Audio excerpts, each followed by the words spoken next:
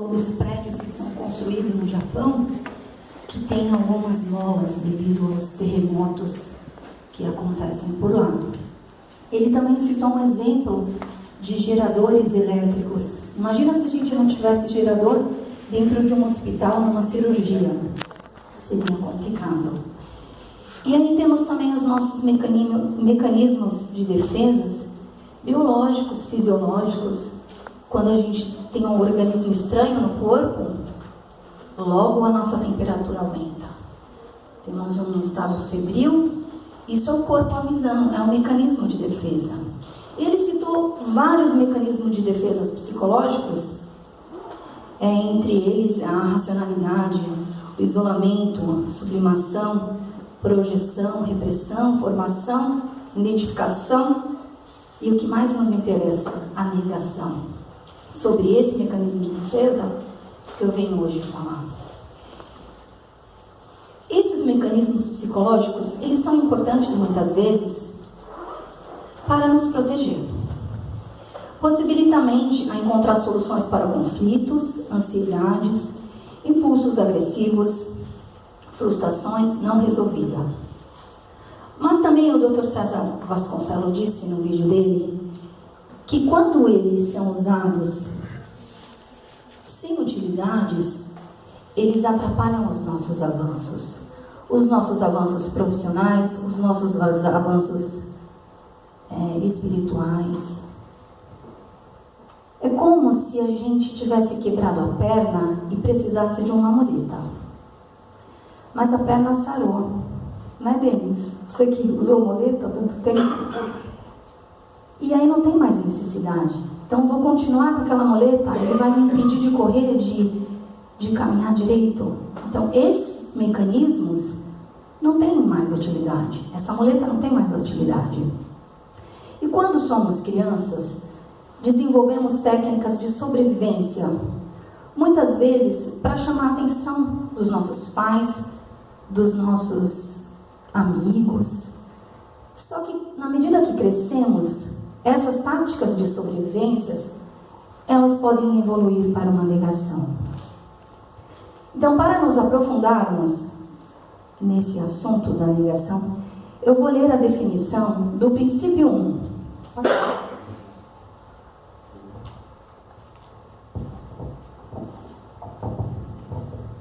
Próximo.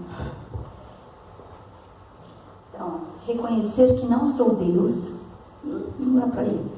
Que sou impotente para controlar minhas tendências de fazer as coisas erradas e que a minha vida está fora de controle.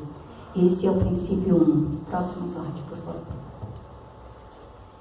E aí, dentro do princípio 1, vem o versículo em Romanos que nos fala porque eu sei. Pode ler para mim, por favor? Porque eu sei que aquilo que é bom não vive em mim, isto é, na minha natureza humana. Porque mesmo eu tendo dentro de mim a vontade de fazer o bem, eu não consigo fazê-lo. Então, a negação é próprio da natureza humana. E mais para frente, eu vou citar exemplos dessa natureza humana, que vem lá do Éden, lá de Adão, de Eva, quando Cristo já estava ali naquele jardim, e vou deixar mais para frente isso. Então vamos para a definição então da negação. Vamos ver se a gente consegue ler. Está melhor. Então, o que seria a negação? É um falso sistema de crenças sem base na realidade. É um comportamento autoprotetor que nos impede de encarar honestamente a verdade. Pode passar no próximo slide. Então, para nos proteger, às vezes a gente usa esse mecanismo de defesa. E geralmente as pessoas em volta da gente têm total certeza que é um mecanismo de defesa e que nós estamos negando. Mas a gente não quer ver, não quer ouvir e não quer falar. Pode passar. Próximo. Então, o que precisamos parar de negar a nossa dor. A jornada da restauração inicia quando admitimos nossas mentiras. E mentir é um comportamento autoprotetor, uma máscara que nos impede de encarar honestamente a verdade sobre nós mesmos. Pode passar. Então, o que nos atrapalha a sair da negação? Dois exemplos, duas coisas nos atrapalham. O passado, ficamos presos às coisas e pessoas do passado. Às vezes, nos prendemos a poucas coisas positivas para justificar um presente perturbador. Então, um exemplo prático que eu encontrei é aquele casal de namorado onde a relação deles já não tem mais respeito, já não está dando mais certo. E eles se prendem àqueles momentos lá no início, onde tudo era amor, onde tudo... mas ele me trazia flores, ele me ligava de manhã, falava bom dia, à tarde ele me falava boa tarde, mas agora ele não faz nada disso. Mas você continua continua nesse relacionamento sem procurar ajuda e sem também dar um fim nisso. E aí o medo do futuro, ter medo é normal, mas ter coragem de mudar é fundamental. Então, nesse mesmo exemplo, a gente pode pensar, mas será que eu vou ficar solteira? Será que eu vou ficar solteiro? Então, o passado e o futuro nos prende a sair da negação. O medo está relacionado com a falta de fé. E não sou eu que estou inventando isso, isto é bíblico. Eu encontrei uma passagem lá em Mateus 14, eu vou ler para vocês.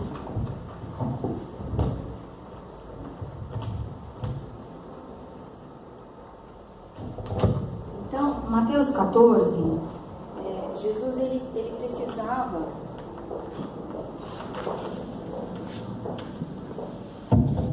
Jesus ele estava precisando de ficar um momento sozinho para fazer as suas orações. Então ele subiu um monte e pediu para os discípulos aguardarem ele enquanto ele orava. Só que os discípulos deixaram o barco um pouco afastado de terra firme. E quando Jesus voltou, então aqui vou ler no Mateus capítulo 14, eu vou começar no versículo 25, depois vocês leem o texto completo, porque nós não temos tanto tempo. Então, já de madrugada, entre as 3 e as 6 horas, Jesus foi até lá, andando em cima da água. Quando os discípulos viram Jesus andando em cima da água, ficaram apavorados e exclamaram: é um fantasma. E gritaram de medo. Olha, o medo apareceu aqui, de novo. Nesse instante, Jesus lhe disse: coragem, sou eu, não tenha medo. Então Pedro disse: se é o Senhor mesmo, mande que eu vá andando em cima da água, até onde o Senhor está. E Jesus respondeu: venha. Pedro saiu do barco e começou a andar em cima da água, em direção a Jesus. Porém, quando sentiu a força do vento, olha o medo, ficou com medo e começou a afundar. Então gritou: socorro, Senhor! Imediatamente, Jesus estendeu a mão, segurou Pedro e disse: como é pequena a sua fé! Por que você duvidou? Viu como o medo tem relação com a fé? Foi o que eu disse. Bom, existe uma fórmula mágica para a gente curar essa negação, sair da negação e chegar à negação? Será que existe? Como um inseticida que a gente pega e no rótulo está escrito: para insetos, pulgas e baratas, e para a negação. Aplique em cima do inseto, em cima da sua cabeça, se você estiver com negação. Ou então, um medicamento que cure a nossa negação, dizendo: tome para a negação, a cada 8 horas, que você ficará curado em 10 dias. Não existe a fórmula mágica. Pode passar.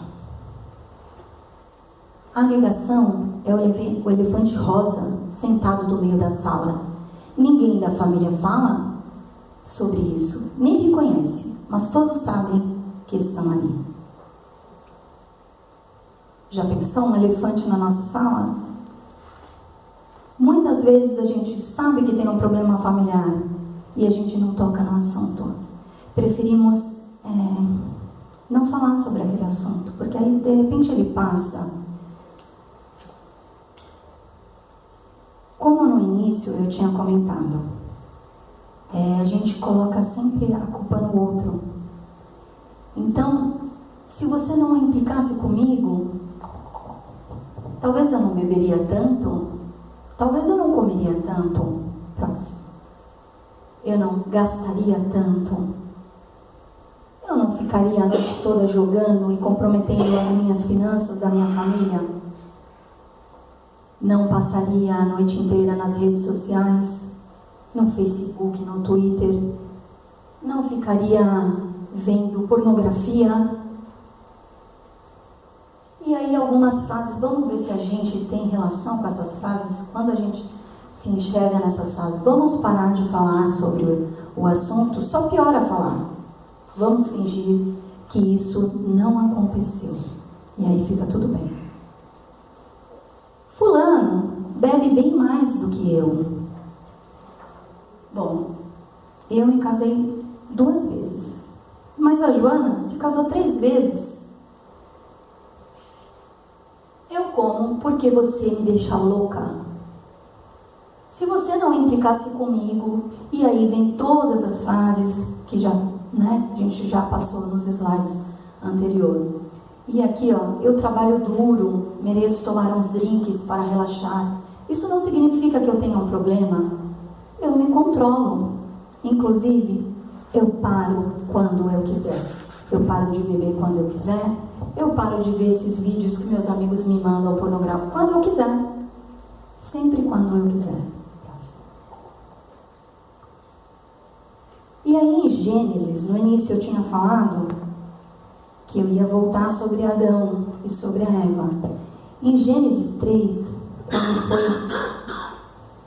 quando Deus falou para Adão e para Eva, olha, vocês podem comer todas as frutas do jardim, só que essa fruta vocês não comam.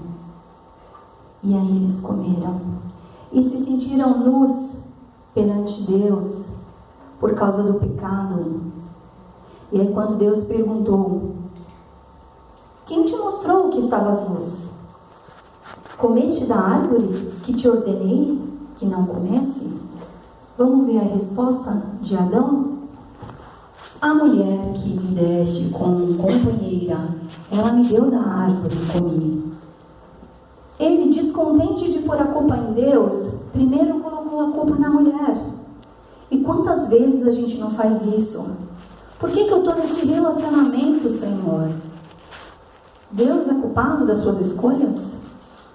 E a mulher foi a pior. Essa daqui foi um exemplo que eu sempre ouvia da minha mãe. Se alguém mandar você se jogar, você vai se jogar. Se ele estivesse lá na árvore, equivalente a 15 andares de um prédio, e a mulher dele mandasse ele se jogar, será que ele se jogaria? E a resposta de Eva? A serpente me enganou. Quantas vezes a gente não fala? Uma amiga me falou que tem um remédio que emagrece. E aí, sem ao menos você consultar um médico para saber do que se trata, você toma. E quando você descobre, você está dependente de sibutramina para emagrecer. Olha a serpente te falando. E você negando a sua condição de dizer para Deus, eu comi da fruta, porque eu achei interessante, ela era tão vermelhinha, eu tinha uma vontade de comer. Não seria essa a resposta mais correta? E eu conheço vários Adões, várias Evas.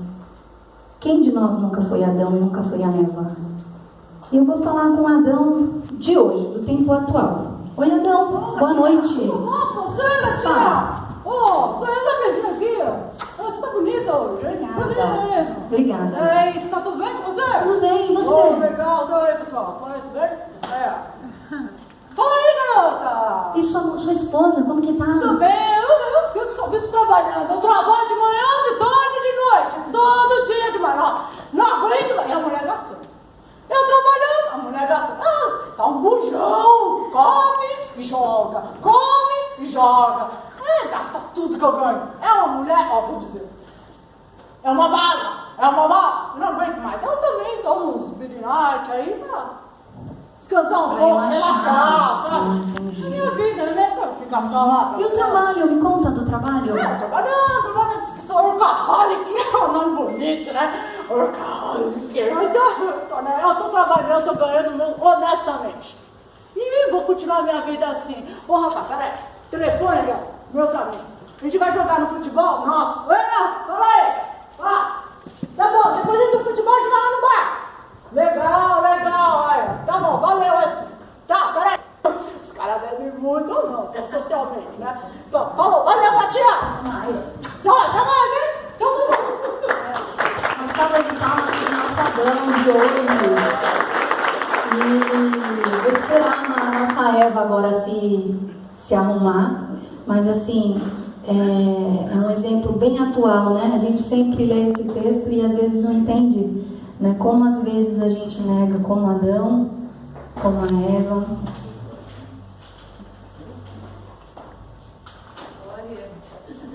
Corre, Eva! A Eva tem até uma filha. Olha as sacolas, pega lá as sacolas. Menina, você tá tão bonita. O que você está fazendo hoje? Nossa, eu fui no shopping. Tem uma promoção ótima. Oi, Margarina. Então, foi muito bem, querida. Fala, Marcela. Tá vendo o que eu tô falando aqui? Que isso? Essa aqui não sei, mas tava uma promoção. Depois você descobre, né, o que é. Então, o que é, Marcela? Pra que tanta calça? Só tem só duas pernas? Na segunda, pra terça, pra quarta, pra sexta, essas crianças. Então, isso tá boa? Tô ótima. Me conta daquele seu marido lá. Ele tá bebendo. Eu não vou dizer. Ele me chama de mala. Ele tem uma mala, menino, ridículo. E ele nem olha pra mim. Eu posso ter minhas gordurinhas, mas ele não olha pra mim. Não quer nem saber. E eu vou jogar mesmo. Tô com minhas amigas. As minhas amigas. Cadê meu celular? Pega meu celular aí. As minhas amigas me chamam, eu vou jogar, e aí eu distraio. Então, homem trabalha, eu gasto. Homem trabalha, eu só ficar lá esperando por ele. Tá tocando o seu celular. Presta atenção, hein? Então, ele fica jogando, eu jogo. E eu vou cuidar da minha vida. Sabe se eu ficar esperando por ele? Eu vou cuidar de mim. Fazer um spa, quem sabe? Ele vai pagar. Então tá bom, querida, eu vou, peraí. Fala, querida. Vamos comigo. Tô indo. Tá bom, tchau. Tchau, querida. Tchau. Até uma próxima. Até mais, valeu, e vamos, Marcela.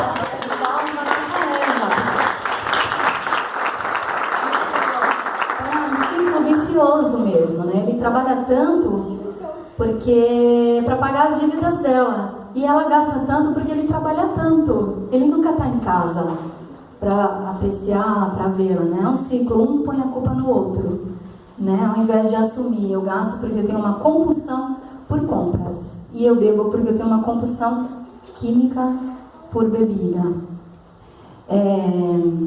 Então vamos continuar.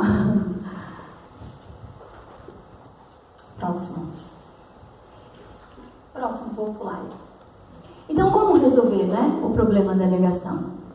Parar de negar a dor, parar de brincar de Deus e começar a admitir que as nossas vidas estão fora de controle.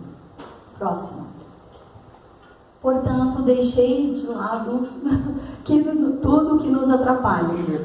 Deixemos de lado tudo que nos atrapalhe. O pecado se agarra firmemente em nós. Bom, está escrito em Hebreus, eu vou melhorar esses slides aqui na próxima vez. E vocês leiam em Hebreus 12, 1. Então, sem desanimar. Enfim, próximo slide. Eu deveria saber de cor, né? E aí eu vou deixar essas perguntas para o nosso grupo de partilha, para a gente refletir, né? E vamos discutir isso lá na partilha. Vamos deixar nossos passados, vou deixar o meu passado me impedir de entrar para essa jornada da recuperação? Estou com medo de quê? Meus pecados do passado. Vou deixar meus pecados do passado.